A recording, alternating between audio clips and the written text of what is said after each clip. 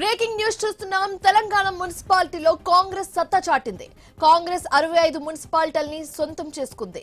BRS 14 మున్సిపాలిటీల్లో గెలిచింది. 24 చోట్ల హంగ్ ఏర్పడగా ఎంఐఎం ఒకటి ఫార్వర్డ్ బ్లాక్ ఒక మున్సిపాలిటీని దక్కించుకున్నాయి. కార్పొరేషన్లలో కాంగ్రెస్ దూకుడు కనిపించింది. అలాగే నల్గొండ, రామగుండం, మంచిర్యాలను అధికార పార్టీ గెలుచుకుంది.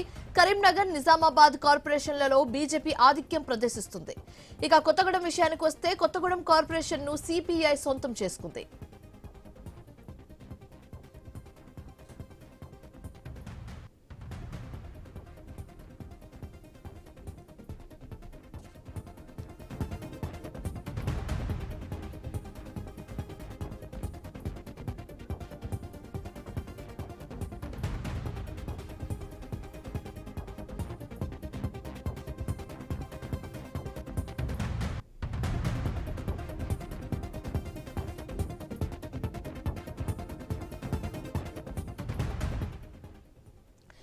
తెలంగాణ మున్సిపాలిటీలో కాంగ్రెస్ సత్తా చాటింది. కాంగ్రెస్ 65 మున్సిపాలిటీల్ని సొంతం చేసుకుంది.